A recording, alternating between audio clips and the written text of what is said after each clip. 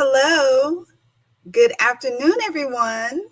This is the last session for today, June 19th, a wonderful special day, Juneteenth, especially for me because I am in Texas. And I'm glad that you are able to celebrate it with me and hopefully get some culture, some good food, some good relaxation. And hopefully this presentation that I'm doing will be maybe inspiring if you're wanting to do a different career move or maybe in addition to your career. So my name is Angie Thomas, and this is Liquid Influence, Building a Career as a Liquid and Wine Brand Ambassador. All right. Well, thank you, Miss Angie. I just want to thank everyone for being here and welcome you all here. As Miss Angie has said, she is going to have our last session of the day, which is Liquid Influence, building a career as a liquid and wine brand ambassador, as she just stated. So I'm going to get out of her way and let her get going. The chat is there. If you have any questions, feel free to throw them in the chat, and I'm going to throw it over to Miss Angie. All right, thanks. So we have a little table of contents. We got some tools for success, knowing enough to be dangerous, which I'll probably be saying many times, skills and expertise, and then a recap and final thoughts. So who am I? I'm Angie Thomas. Hi, how are you?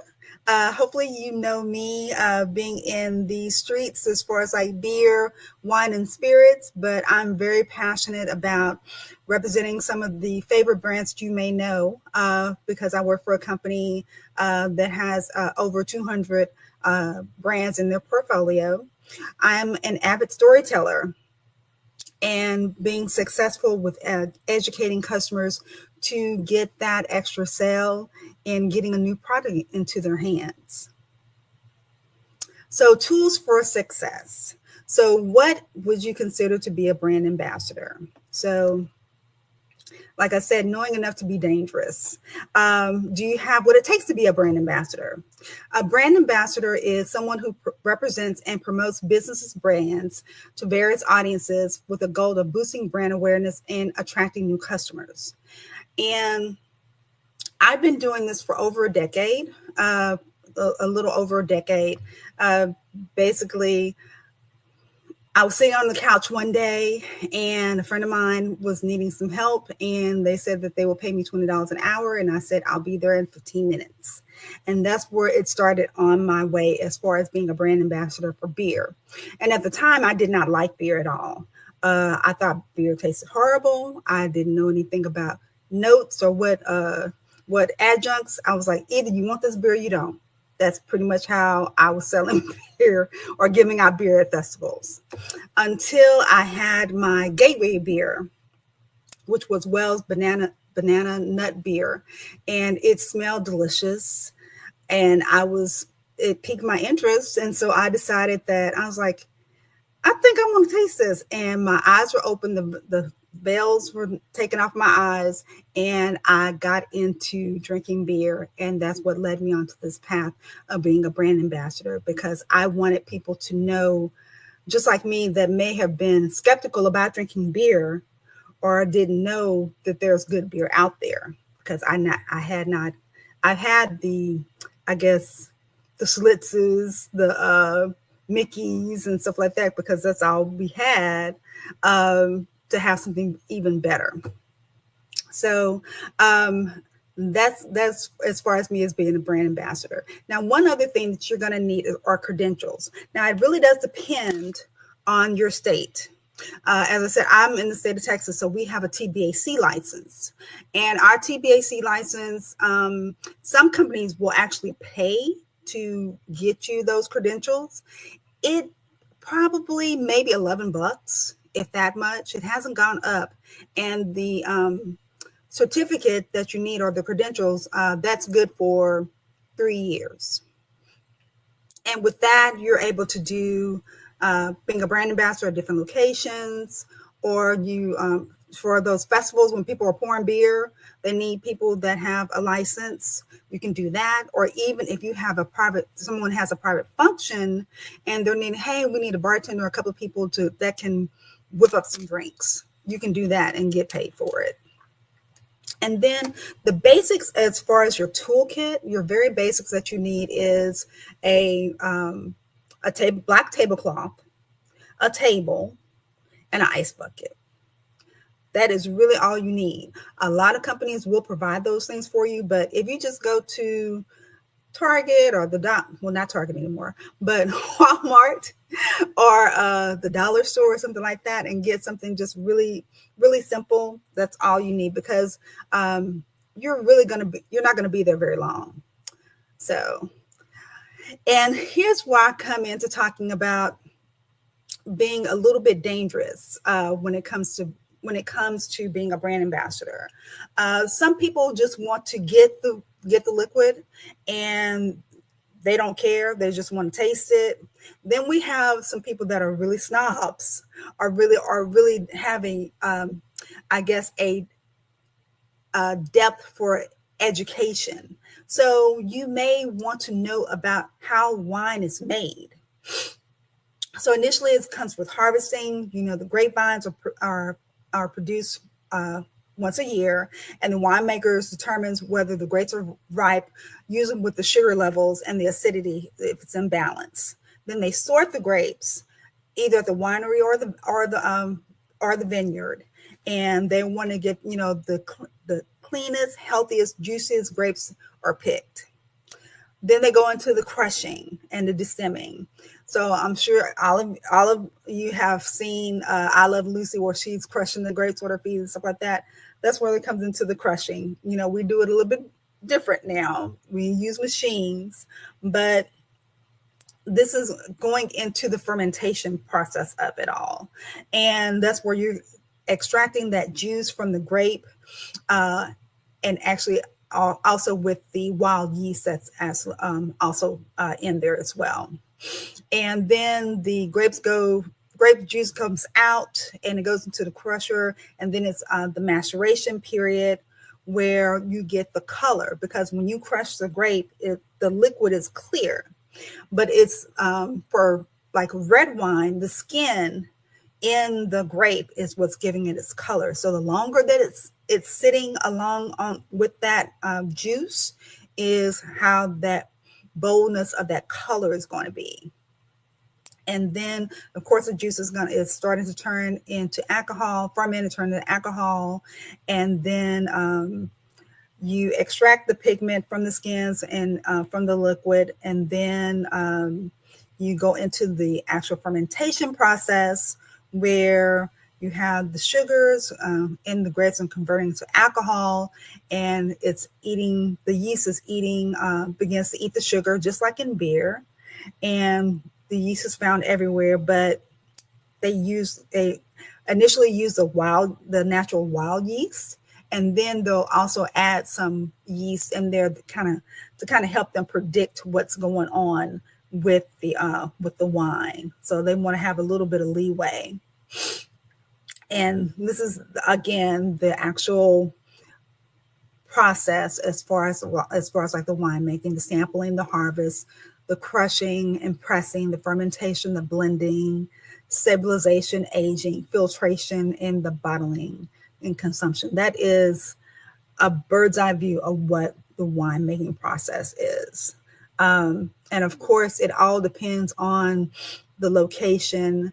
As you can see from the chart, you have the more fruity ones to your left, the Moscatos, the Rieslings, which is my personal favorite. As far as like very sweet wines, I always will want to get a Riesling compared to a Moscato.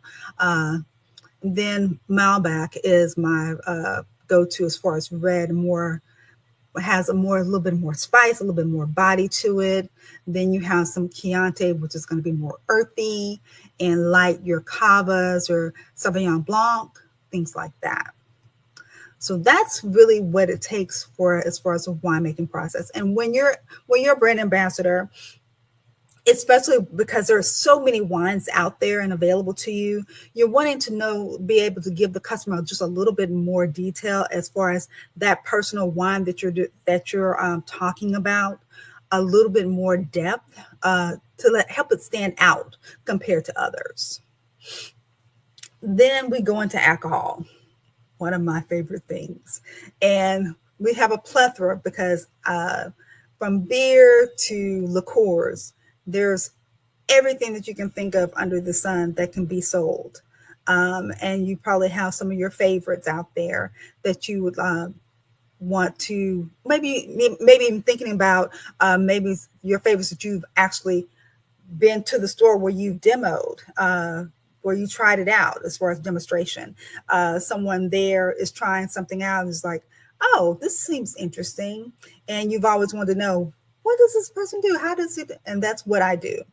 Go to those liquor stores, go to those grocery stores and sell, or at least get people to try it, because you never know. And I always say, hey, especially if they don't like it, now you know.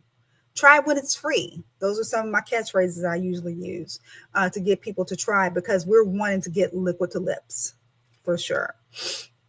Now, as far as this process, as far as liquors, I was mostly thinking about whiskey and their process. So they have pot still and column distillation.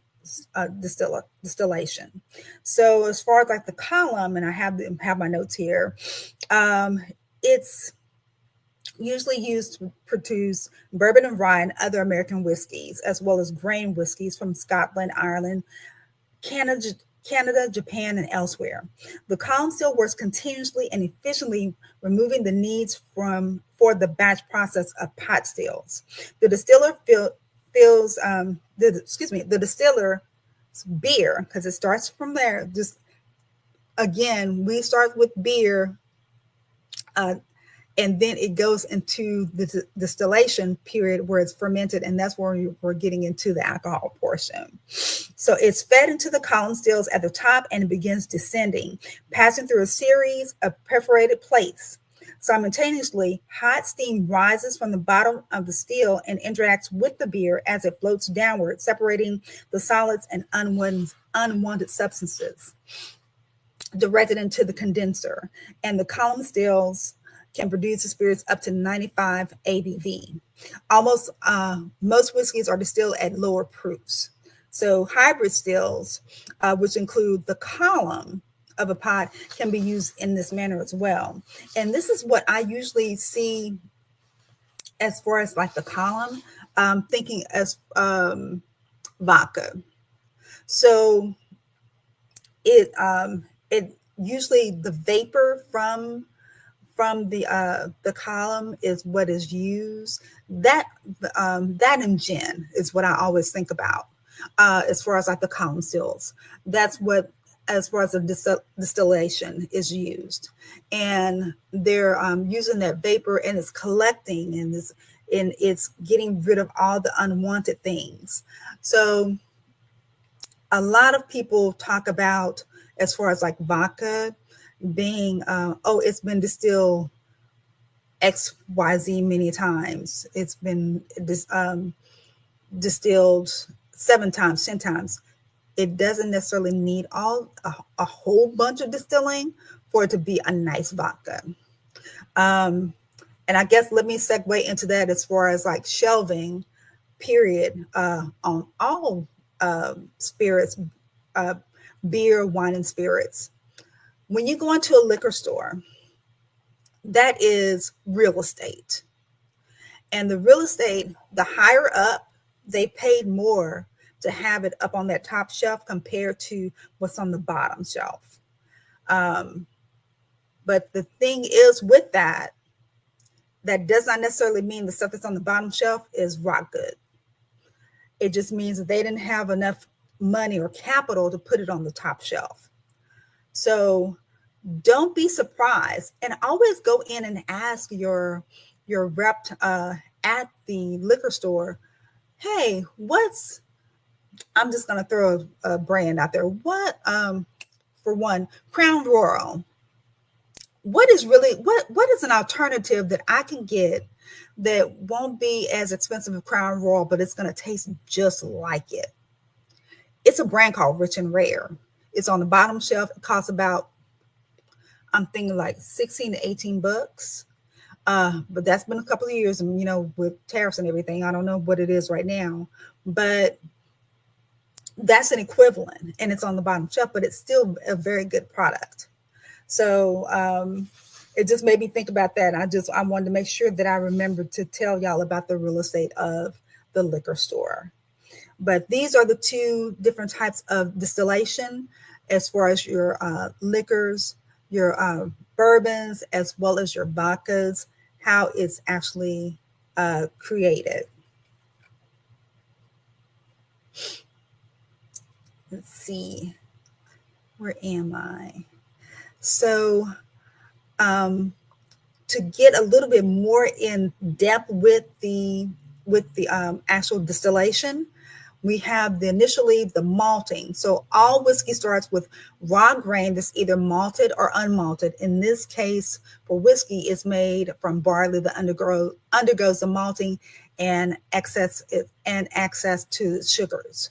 The barley is moistened and allows to partially sprout or germinate, which secretes the enzymes to convert the barley's starches to sugars. Then you go into mashing. So when you go into mashing, the sugars contained in the grain must be extracted before fermentation. And this is done through the mashing. The grains that are used, like corn, wheat, or rye, that's known as the mash or the wort. Sounds familiar? Beer. Same thing. We're doing the same process. Then the fermentation occurs when the mash wort meets the yeast and gobbles up all the sugars in the liquid and converts them into alcohol. Then the distillation period, when the process of distilling increases the alcohol content of the liquid and it brings out the volatile components, which are good and bad. Stills are usually made of copper, which helps strip spirits of unwanted flavors and aromas compounded. And these are the two variations that do that. The pot still and the column still. And then if you didn't know, when they have when they're distilling, and you have the steam that's going, and then you have the liquid that is the vapors that's basically collecting, that's making the alcohol. There's always a little bit that evaporation. You can't get to it, and that's called the angel share. And if you're familiar with one of the liquor companies that I work for called Angel's Envy, that's why they call it Angel's Envy, because they know that process with that little bit of liquid that evaporates, that you can't give, that goes to the angels. And so that's the angel share. And so they're saying their whole bottle is Angel's Envy because we got the most part of it. So storytelling, skills, expertise. So storytelling, brand ambassador, demand, and research the brand. So storytelling, you will get a lot of storytelling as far as the brands, and it's going to always depend on the company that you work for. You may work for a company that only has one product or maybe two products. So you're going to know the ins and outs of that company.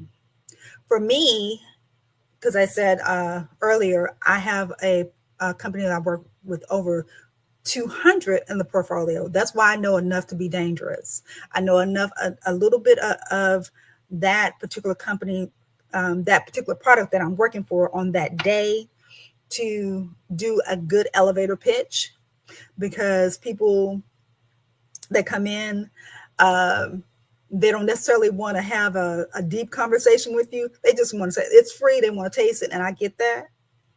But then there's some that you got to be able to catch them and engage them with conversation about the brand that you're talking about. So that's where you can find out a little bit about the maker, or it's a family-owned business. They've been doing it since the 1800s. This was a product that was handed down from mother to son. It has a cause for the veterans. it goes back and gives money to the Pet Society. Those different little quips that you can give to people to kind of grab them in, to give that storytelling. And it only has to be, like I said, like an elevator pitch, really, really quick. And you'll be able to capture them, to at least have them to remember, because you're not going to always get a sale. But if you can do enough to where it makes that customer say, let me take a picture of that. Let me remember, remember what that is. And let me get back with it. And they're going to tell their friends. They're going to remember something about it. They're going to see that in the phone and say, hey, you know what? I didn't have a file this time, but when I go back to the store, I want to try that product because I really did like it. And I like the story behind it. It was really good. So one other thing, as far as like being a brand ambassador demand, one thing like right now, we're kind of in a interesting kind of situation, because with everything that's going on with the tariffs, I haven't been working as much because a big portion of my portfolio is rum and tequila. And so I don't know if we're just really not so busy, or I'm just missing the call sheet. But normally, brand ambassadors are really needed between October through December, aka OND. So that's October, November, December. That's if you see someone put that lingo in there, that's what they're talking about, the end of the year. So technically, from January till about, I would say, St. Patrick's Day, we're dead. We don't have any work. We're not doing anything until the next big holiday. Sometimes we might get a little bit up on Valentine's Day, but definitely St. Patrick's Day, and then kind of move on to there. But right now, as far as like trying to get a job as a brand ambassador, it may be slow and null in between. I would start looking for jobs around September, mid-September, October, because they're going to need a lot of people, because they have a depending on the company, some companies have a higher turnover than others. The company that I work for is like a national brand, so a lot of people, they like it there. It pays really good money, and they're just a wonderful company to work for. It's probably the best company that I've ever worked for, compared to some of the mom and pops. And what I would do is I would go Google brand ambassadors. I would get in Facebook. There are some Facebook groups that have brand ambassador for XYZ city that you're in. And they will also tell you, hey, this fair is coming to town and they need some people. Or this particular company, they'll dive in and they'll say, hey, we're looking for people. And your experience, you really don't have to, the most you really need to have is that credential, which I spoke of before, that license that's good for 3 years. Because as long as you are effective, you're a go-getter, you are a self-starter, they're going to put you out there. And there's not a lot of training that they give you.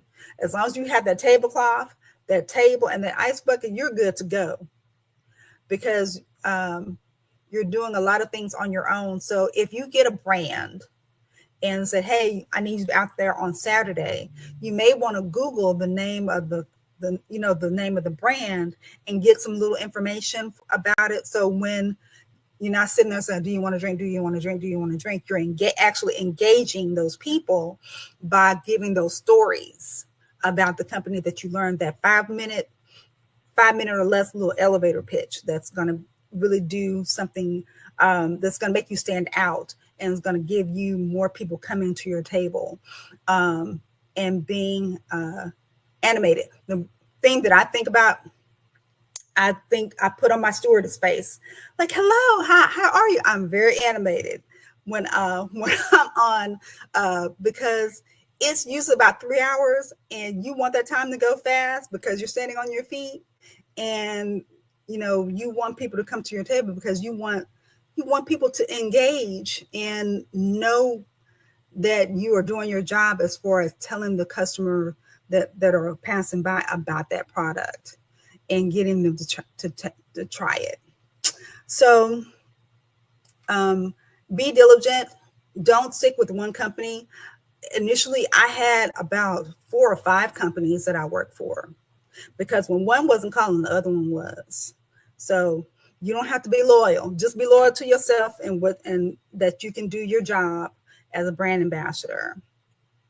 But you can have multiple, you can be up under multiple companies unless that particular company says they only want you and you alone. And a lot of the big name companies are kind of like that. So start looking for jobs around September, and they'll will more than likely hire you. And some things that I would ask for, I would ask them if, because you're driving on your pretty much on your own dime. So if it's far out, ask them if they would pay for your mileage. It doesn't hurt to ask, because you don't ask, you don't get. So definitely ask them for mileage. Also, would want to ask them, do they have a company credit card? Because a lot of these smaller companies, you have to pay out of pocket and then they reimburse you, which is fine. But some of those companies, they take 3 weeks to pay out. And sometimes the product can be kind of pricey. It might be $50 or $60. Those $50 or $60 that you could have used at home. So ask them if they have a company credit card. So, or if they will pay for the bottle like Instacarted. So when you get there, it'll be already ready for you to pick up. So it won't be any out of pocket. Those things, I'm telling y'all this because it's stuff that I had to learn. But try to lessen your out of pocket expense. Let's see what else. Then, ask them to reimburse you for the extra travel if you have to go out, and do they pay for supplies? So cups, and that's what I mean as far as supplies. Ask them if they'll pay for supplies. We have one company, well, the company that I work for, they give us everything. But if they don't, let me stop right here and talk about taxes. So being a brand ambassador, you're basically a contractor, and a contractor doesn't get any taxes taken out. What I usually do is, on my main job, I have extra taxes taken out of my check to off balance the work that I do for the side business. For the taxes, about $600. If you say under $600, you don't have to claim anything. It's if you go over $600 as far as making money as being a brand ambassador, that's when you have to claim it on your taxes. But things like wearing all black, which is usually what a brand ambassador usually looks like, either wearing all black or a white shirt and black pants and black shoes like heels or something, nice flats. Those are all tax deductible. Your table and things like that, those things are tax deductible, but you have to keep really good notes. That travel time, you can put that out as far as being tax deductible too. Those are things that you need to keep a good journal of. So when it's tax time, that you can write that stuff off. So make sure you do that, because I've seen too many very, very, very, very sad people when it came down time for taxes, and they owed so much money because they had worked so much. So let's see what else. I think that was really all that I wanted to make sure that y'all knew about that for sure. And lastly, research the brand, which I kind of spoke about already. Continue to be enough to be dangerous. Continue to do enough to be dangerous. So it's simple to do a quick Google search and find out about the company. And because a lot of companies, they'll just tell you, hey, go and get XYZ bottle off the shelf and demo that. But if you know a little bit about the company, that's going to help your sales, help you stay driven to getting more consumers to your table, and will help the day go by a lot quicker. So we have on-premise and off-premise. So I do a lot of off-premise, and off-premise means basically I'm at the liquor store. So you come in, you sample, you're like, this is so good, and you take it off the premise. You're buying a liquor, you're taking it home. On-premise is if I'm at the cigar bar. I said, hey, you want to try the new such and such rum that we got going on? And just like this young lady here, she's trying some the Douce. So that's on premise. We're drinking on the premises. I'm at the sports bar demoing or just I'm really just giving out drinks, giving out beer, giving out swag, doing those things, compared to off premise where I'm at the store, you buy it and you take it home. That's just the difference. A lot of as far as like sales, it all depends on the company. Some companies just want you to do liquid to lips. They just want you to drive home, getting everyone that you can get in contact with to try the product and get that lasting memory. Then there's some companies that say, hey, I need you to sell 10 bottles today. And you got to hustle.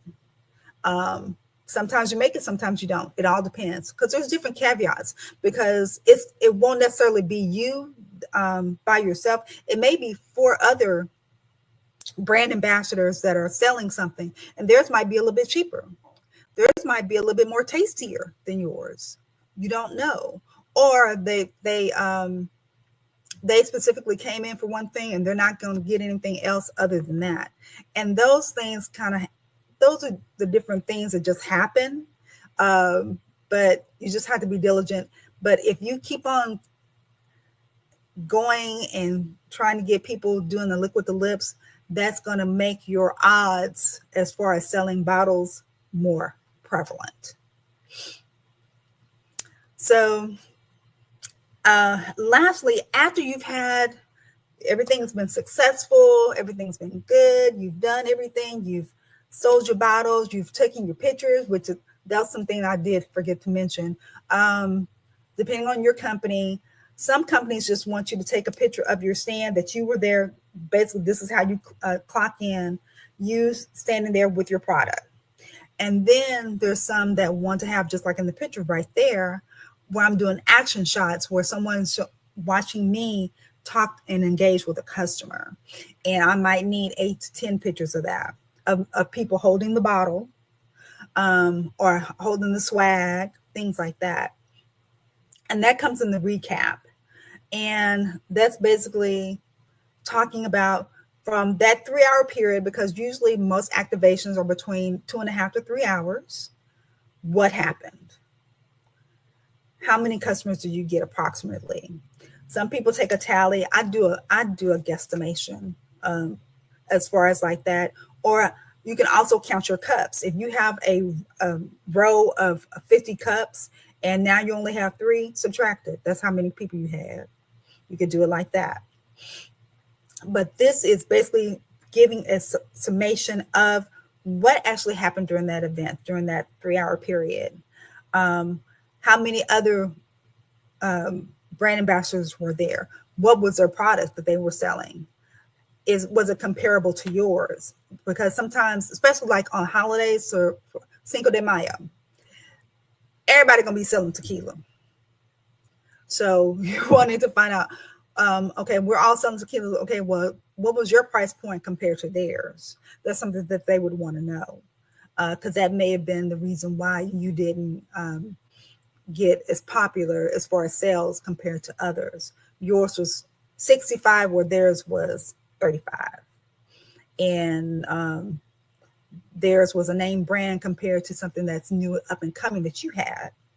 Those different caveats will make a big difference as far as what what would be in your recap. And just make sure you take lots of pictures. The more pictures, the better. If that's what the customer wants, because it's going not to your boss, but it's going to the actual liquor brand or the actual beer brand. Their marketing team is wanting to see what's going on. And then we also have secret shoppers. So you never know.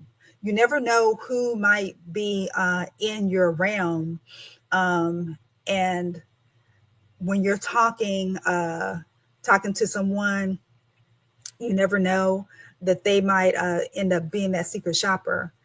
I found out in a couple of cases where it's like, wow, you really know everything. You know your stuff. I was like, yeah. So, oh, well, and then they'll say who they are, or I'll get a message later on from my boss saying that I did a great job. But I can't instill enough to you, if you're really wanting to be a brand ambassador, that education, doing your due diligence for those Google searches. I've stood by next to people, and this lady, she was like, wow, you know a lot about this stuff, about this product. I said, well, that's my job. I'm supposed to know something. Instead of saying, you want to try this liquor? That's not going to get it. That's not, it's more than that. I think that was really everything that I had that I could think of as far as being a brand ambassador. I'm trying to think if there's any last steps. Mostly, if you're wanting to do it, you can go ahead and try to put in applications. Go to your Googles and look at any major corporations, and see if they have a brand ambassador, like as far as like jobs. And then, as I said, go to your Facebooks, hashtag brand ambassador, and see what it might pull up with liquor and beer, and see what comes up. You might be able to find something. But the one thing I most definitely want to make sure that you know is to get your credentials first. And that's pretty much hires you. You have your paperwork. That's what's going to get you hired.